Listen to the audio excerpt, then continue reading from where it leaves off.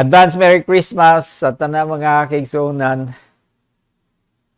Thank you kayo sa pag-participate ninyo. For those of you who came last Sunday and joined us all sa tuag BCC year-end celebration at Campalano in Turil. Daghang kaayong salamat ninyong tanan. How I wish we could have stayed longer, spend more time with each other, talk some more about what the Lord has been doing, sa atong mga hinabuhi, hear each other's stories and testimonies, victories, as well as setbacks. Pero limited man ang time. And many of you who are from the satellites are also doing your own year-end celebration in your places. So, we're praying that God's favor will be upon all of you as always. And that your friends, your loved ones especially, and your neighbors or workmates will have an opportunity to join with you and be exposed to the good news of our Lord Jesus Christ through the church, through the community of God's people. And that's who you are, community of God's people. Amen. Salamat kayo. And simply for tonight, we have another lesson from Paul's letter to the Christians in Colossus. And we will continue in chapter 3. But before I proceed, just want to say a short prayer of thanksgiving. Thank you, Lord, for another opportunity today to gather together in your name in different homes and places, oh Lord God, to celebrate your goodness, Lord, in the simplest way possible, without fanfare, unnecessary na mga preparations. But the most important preparation is the preparation of our heart and our mind as we come before you and as we come before each other. There is no need, sa mga westernized nga part sa program na nahimong tradisyon sa mga Kristiyano. We can honor you and worship you and express our love and thanksgiving to you in the simplest way possible. Kayong una, ginapangitan nimo ang kahimtang man sa among kasing-kasing sa dihang moduol kami. So thank you kayo. And today as we will all listen and enjoy the feast of your word. Holy Spirit, thank you for your gracious work. In Christ's name, Amen. So, last Sunday, the other Sunday sa atong premiere, we're talking about how that we are to set our hearts and our minds on Christ Jesus. And that is a very important reminder, no? Because as we live our daily life here on earth, it is easier for us to get lost, in the maze of all this business, concerns, everyday bills to pay, other expenses, especially because it's Christmas time. Although na yung mga bonus, 13th month pay. But kulang pa ipangpalit o mga pinaskuhan. There's just so many people that we wanted to give something to, and it will cost us some money. Nevertheless, as people of God, we want to take this opportunity to just give for the simple reason that we want to let the whole world know that the Father has given His only begotten Son for the redemption of all mankind. So we are on that. That is the primary reason why we celebrate Christmas. We do not anymore join with the celebration of the world, which is highly commercialized. It is more on the profit side of things. We want to celebrate the love of the Father to His people, through His Son Jesus. And so because of Jesus, our future has been made secure.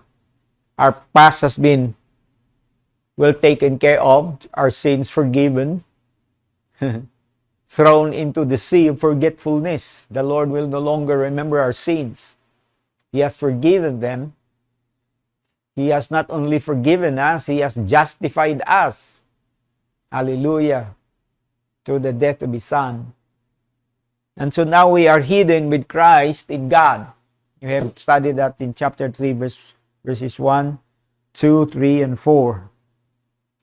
And then beginning with chapter 3, verse 5, there are rules for holy living. In fact, this is the heading of the chapter, rules for holy living. And there are about 7 that I can see from the next verses, beginning with verse 5 to verse 17. And I will go through each one of these to share this with you, to encourage us all that as the Lord has done a wonderful, glorious, and miraculous work in our life, touching us from the inside out, changing us, changing our mindset, changing our heart, overhauling our entire well-being as a person, gave us a brand new start, delivered us and set us free, adopted us into the family of the Father through the Spirit. Many, many wonderful and powerful things that Christ has done, And because of that, we're truly grateful and thankful unto Him. That is why we laid down our lives to Him. We offered our lives unto Him as a living sacrifice. We invited Him to come and take over this life so that we can live this life every day for the glory of His name. We have gladly accommodated the Holy Spirit, who is now residing in each one of us, and has turned over to Him the reins of our life so He can manage us, lead us every moment of every day, including the words that we speak, the thoughts that runs through our mind, of course, our actions and deeds and the places that we go visit should be under the governance of the Holy Spirit. Hallelujah. And praise God, the Holy Spirit is doing a glorious work as well. Also, He is very gentle and kind and considerate to all of us. But here in this passage, Paul was encouraging the believers in Colossus to live a holy life for the glory of the name of Jesus. So in verse 5 he says, put to death, therefore, whatever belongs to your earthly nature. And then he qualifies them. What are some of these things that belongs to the earthly nature? Sexual immorality, impurity, lust, evil desires, and greed, which is idolatry. Now this is, we have tackled all the other actually in our previous lessons. But let me dwell a little more when it comes to these evil desires and greed, in which Paul says, which is idolatry. Greed is idolatry. Many times we thought that idolatry is only limited to the worship of idols. You have a graven image, made of stone, made of wood, carved by the skillful hands of man, in the likeness of a person or an angel or an animal or whatever. And you start worshiping, you offer flowers, you pray, you call, and we thought that's idolatry. Of course, that is idolatry. I'm not saying it's not. It is idolatry. But idolatry is more than the worship of idols, literal idols. Here, Paul says, greed and evil desires, or evil desires and greed is idolatry. And as a believer in Jesus, a follower of the Son of God, we are to put to death, meaning we are to deny the clamor of the flesh in this aspect. Remember, God has not given us the spirit of fear. Instead, He gave us power, He gave us love, and He gave us sound mind, or self-discipline, or self-control in some translations. So we should be disciplined enough to rein in, these evil desires. Instead of letting it go out, instead of giving in to the desires of the flesh, to these evil desires, to this greediness, that is always lurking inside our heart, even though we have already, turned over our lives to Jesus Christ, and yet it has, a way of its own, in hiding inside or behind, wanting to influence us, wanting to trap us again back into its fold.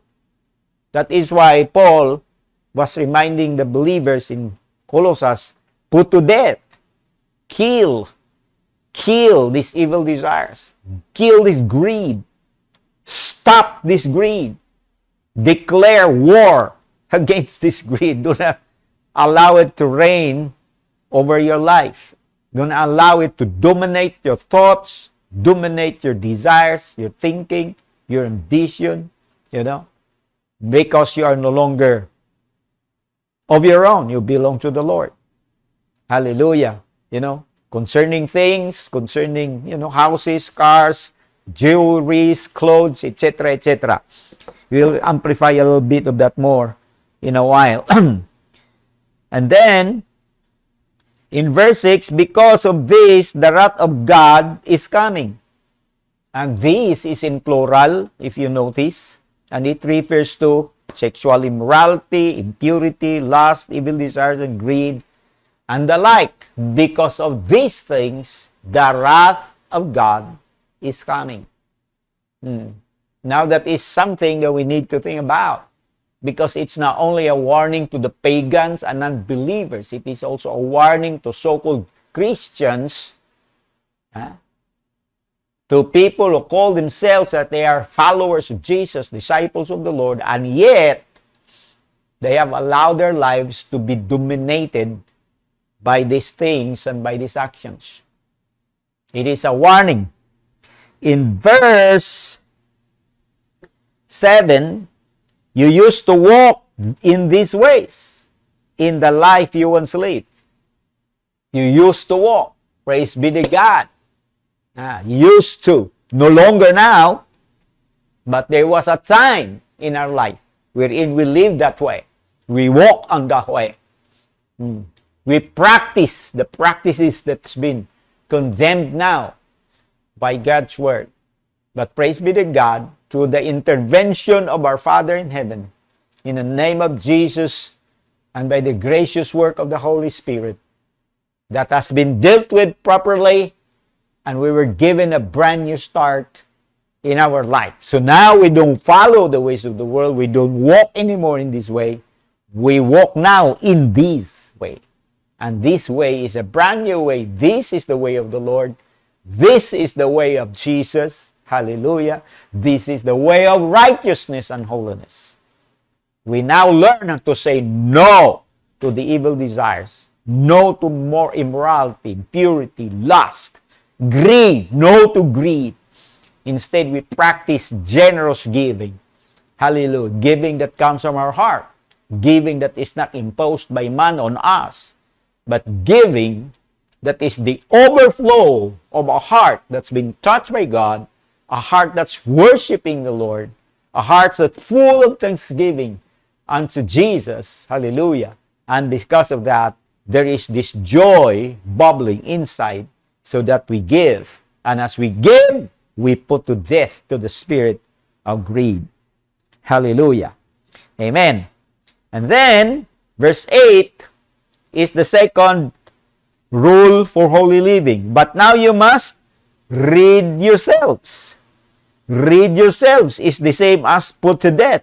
Rid yourselves of all such things as this. Then it talks about anger, rage, malice, slander, and filthy language from your lips. Yeah. You must rid yourselves. To rid means remove. You know? Remove. Take it away from you. Throw it so far away that you will not find it anymore.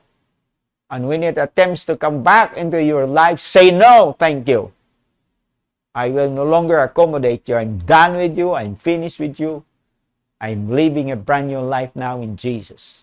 Therefore, if anyone is in Christ, he's a brand new creation. The old is gone, the new has come. So you must rid yourself of all this. And then, it says in verse 9, do not lie to each other. This is the third rule for holy living. Rule for holy living. Do not lie to each other. Since you have taken off your old self with its practices and have put on the new self, which is being renewed in knowledge in the image of its creator. Hallelujah. You have removed already the put off the old self. You have put on the new self through Jesus. You are now starting a walk on a brand new life together with the Lord. So do not lie to one another.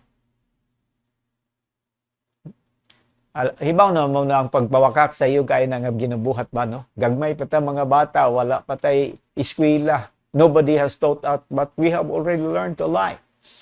Naging automatic ang pagiging liar sa atong ginabuhi. And some people, all throughout their grown-up life, they still struggle with lying, even in little things. Yeah? But here, we were all told, the Christians in in Colossus, including us, do not lie to each other. Instead, you speak the truth. Paul was talking about that in the book of Ephesians.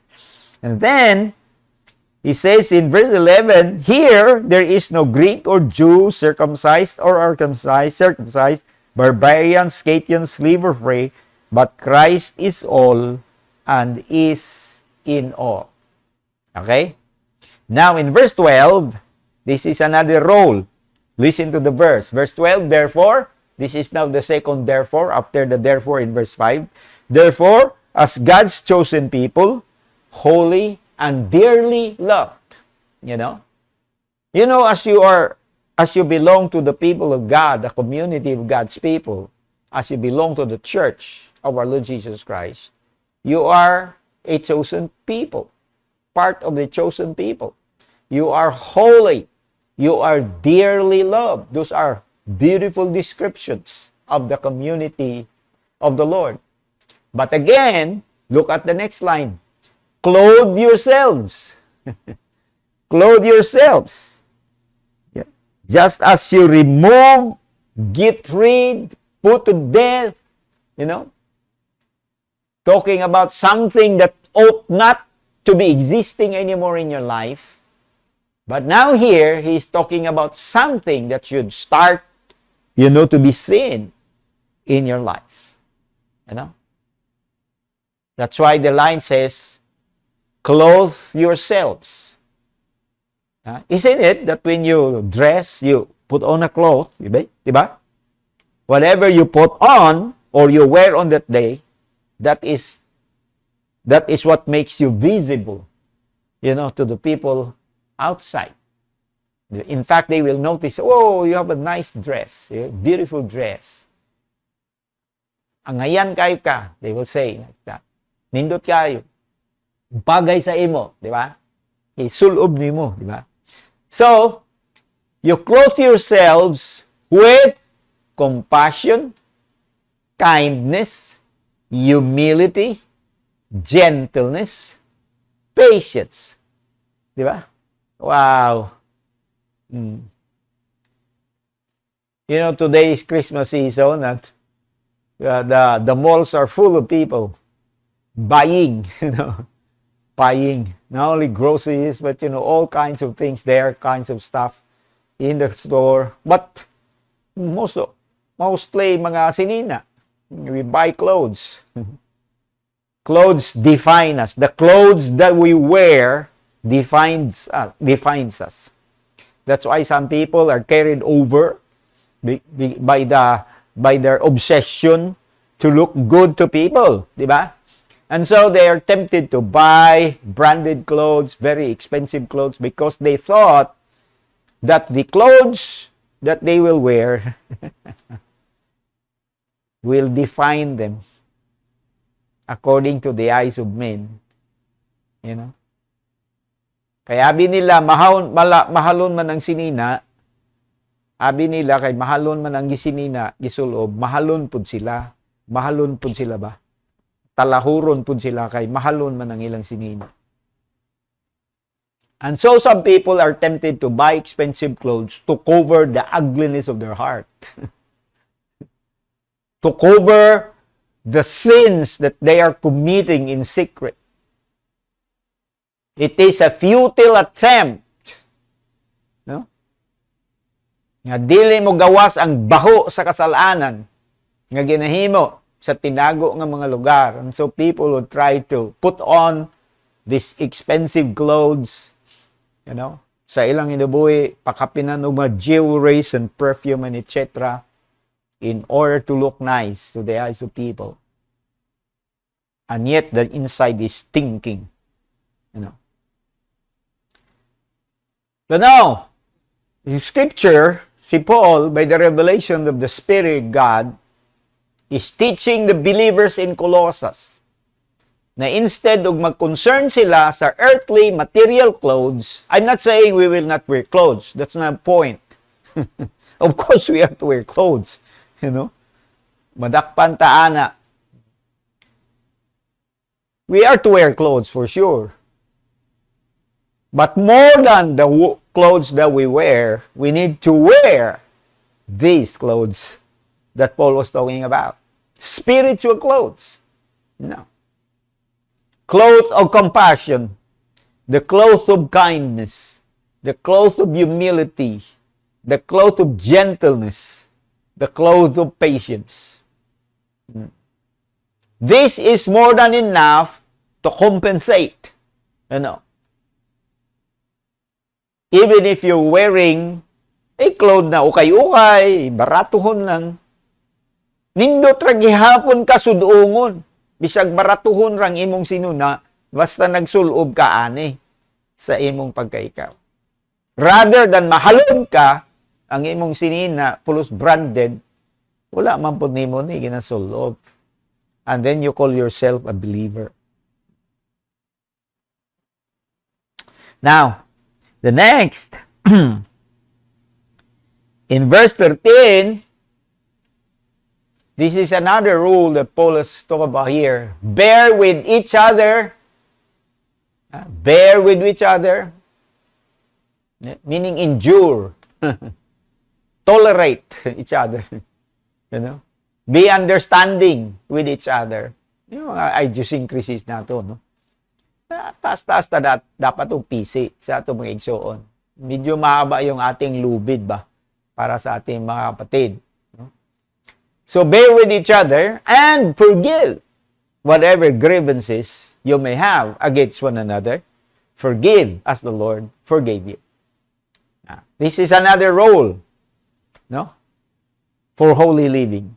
We are a people that has prepared a mind and heart to give room, to our brothers and sisters, especially the new ones, the new believers, those who are slow in maturity.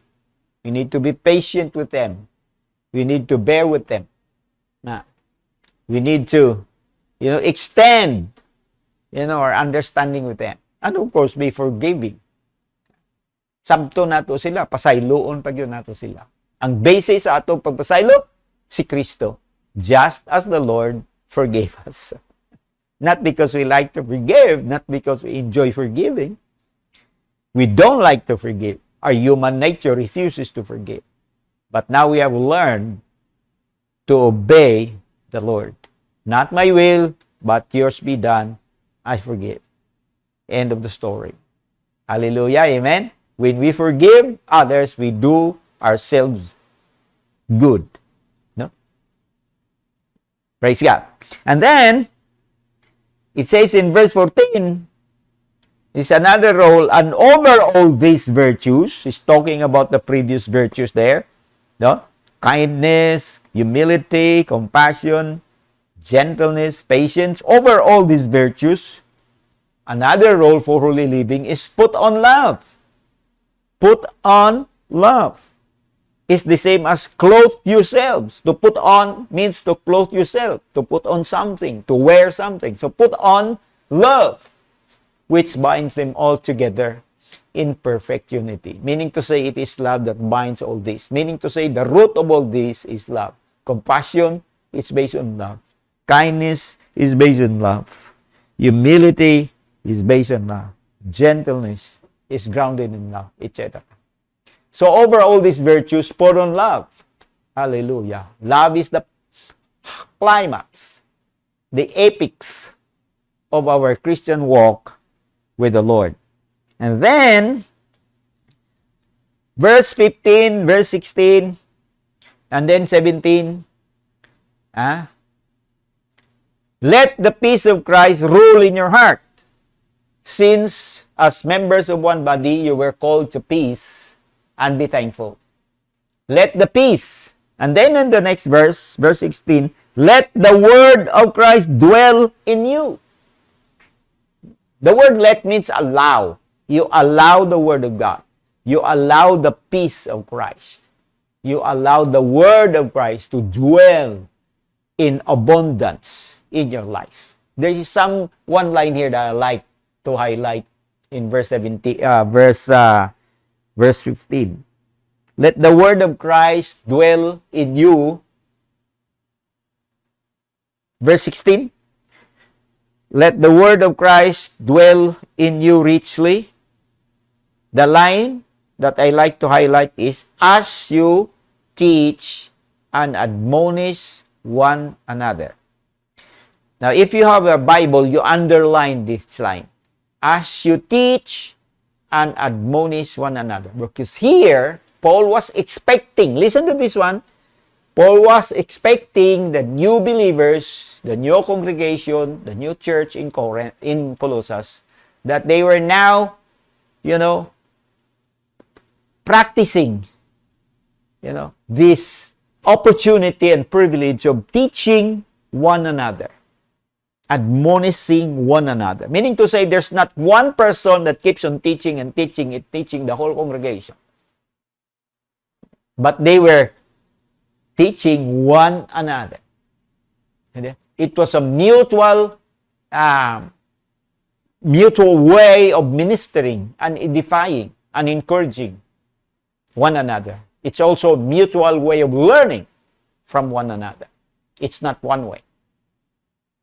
You see, in other words, all the believers were expected to come to a point in their walk with the Lord where they become mature enough to receive something from the Lord, internalize it, start practicing it, and then share it to encourage one another as part of their maturing in Jesus. So, samtang naminaw ka, karon dapat makita nimo na practice na nimo ba, na kinasinati nimo, nang nagatudlo ka, nagashare po ka sa lain, sa imong igsuon, encourage, pag-ampo, everything. Admonish, pahimangno, sa ila. Meaning to say, dili ka standby lang, at tiglingkod lang ba, nga magdawat lang ka from other people. All throughout sa imong Christian life, pirmi lang yun ka nagadawat. Wala yun ka nag-share, wala ka nagapanghatak. Dili na ingana. Kung ingana ang imong Christian life, meaning so you have not matured. Nagpabilin na kang bata sa Ginoo. Pirmi ka na ay nagtudlo sa imo. But here, nag-mature sila so that now they start to minister to one another first. And as they do that, they become stronger, more unified, and they can start reaching out to the world as a whole, as a team. As a team. They will have a communal effort, to bless the world around them because they have learned to teach and admonish one another. And then you sing psalms, hymns, spiritual songs with gratitude in your hearts to God. And the summary of this all is in verse 17. Verse 17, lately you've heard me often quote this one, especially when we talk about worship. Whatever you do, whatever you do, whether in word or deed, do it all in the name of the Lord Jesus, giving thanks to God the Father through Him. If there are other aspects or issues in life that were not covered by the short letter of Paul, these principles should be used to apply, on that particular issue in order to help you make an intelligent choice about the matter. Okay? So, start. I know many of you are already following these guidelines, rules for holy living. And I just want to encourage us all na padayon ta sa paglakaw diha kay Lord as we are about to end this year and enter into the new year. We even more walk with the Lord and grow in Him and become more engaged, aggressively pursuing, the kingdom agenda of the Lord, passionately, seeking the presence of the Lord in our life, allowing Him to really work powerfully through us. Then at the same time, to become highly involved in His work. Because the essence of what it means to be a Christian, as you have remembered, is to live your life following the example of Jesus and to do the works of Jesus. Amen. Hallelujah. And these rules will help you define whether you are living your life following the example of Jesus. Praise God. Let me pray. Father, thank you for today again, these wonderful truths from God's Word through the anointed pen of the Apostle Paul. As it has ministered to the new believers in Colossus, it has ministered to all of us as well today, reminding us that because our lives are now hidden with Christ in God, it does not mean that there's no more other things that we ought to do. Instead, Paul was teaching them some of the most practical things that they can do in order to demonstrate that they are living their life in separation from the world and in dedication unto the Lord. They are saying no to the cries of the world and yes to the gentle voice of the Spirit to walk in righteousness and holiness. And so, Father, it is also the longing of our heart to do the same as we live our days on earth. That we will live our life following the example of Jesus, and that we will do the works of Jesus, reaching out to the world, this broken world that needs the Lord. I pray, dear Lord, that all of us, BCC people, the others who may also are joining us, oh God, in celebrating your goodness today.